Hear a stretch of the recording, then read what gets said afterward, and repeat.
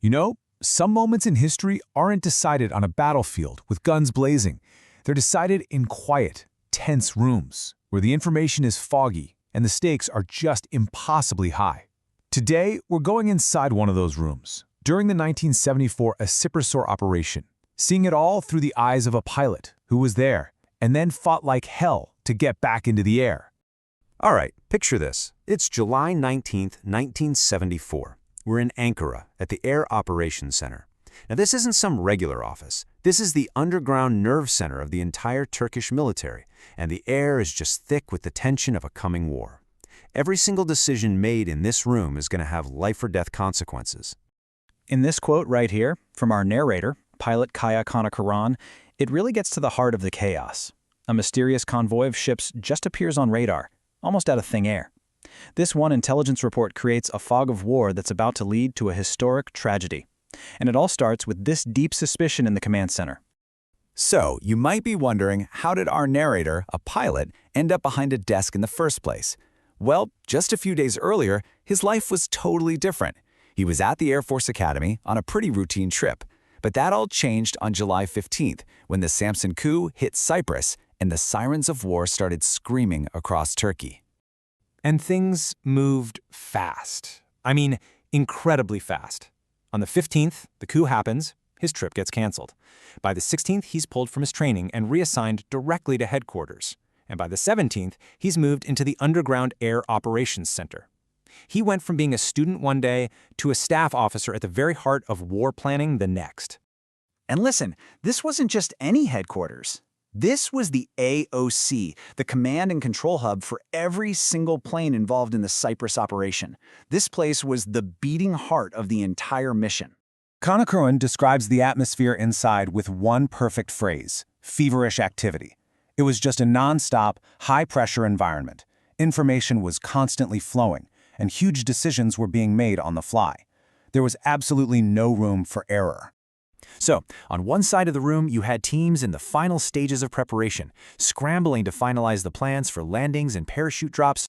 Then, in the middle of it all, was the constant coordination with the Army and Navy command centers, a hugely complex dance to get this massive, multi-branch operation in sync. And through all this chaos, while most of the staff worked 8-hour shifts, pilot Kaan Sancak stayed at his post for 24 hours straight. He literally became the institutional memory of the center, the one guy who saw the whole picture unfold from start to finish without a break. And it was during this marathon watch that the critical piece of intelligence came in.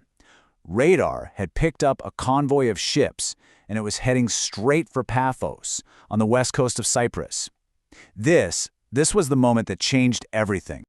This was the central, terrifying question that just gripped everyone in command. Was this a Greek reinforcement fleet, a direct threat to the whole operation? Or was it something else?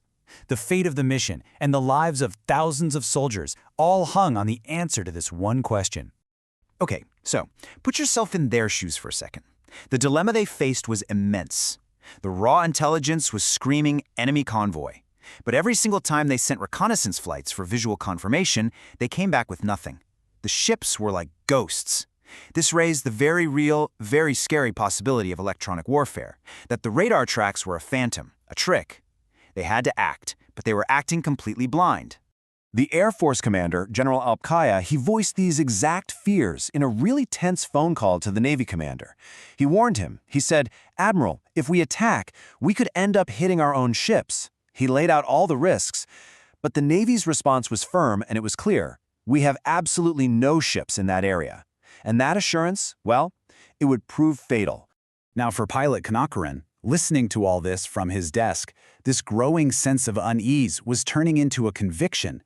He was a combat-ready pilot, not a staff officer. He felt his real place wasn't in this command center, but in the cockpit of a jet, where he could see the truth with his own two eyes. So he tries once. He goes to his boss and volunteers, but he gets shut down flat. "You have important duties here," they told him. But when the final order to attack that convoy came down, Kaan Sancak just couldn't stay put. He went to his commander again, basically arguing that with a war on, his skills were needed in the air, not on the ground. And this time, it worked. His commander looked at him and said, "You're right. Take my car. Go. Good luck."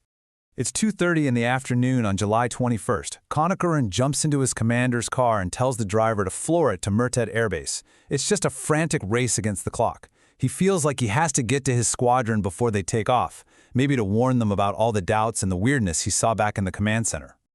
As that car is speeding down the road to the airbase, every single second counts. You can just imagine him, almost hearing the roar of the jet engines in the distance.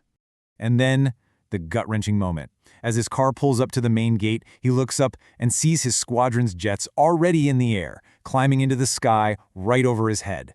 They were on their way to attack the ghost convoy. He had missed them by seconds. So an agonizing wait begins right there on the flight line.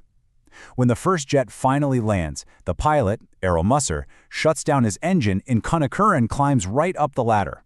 What happened, he asks, and the pilot's reply, it confirms his absolute worst fears. Brother, I think we hit our own ships. The debriefing that followed was just grim. Everything Kaan Sancak had suspected in the command center, everything that returning pilot feared, it was now a horrific reality. They had attacked a Turkish naval task force.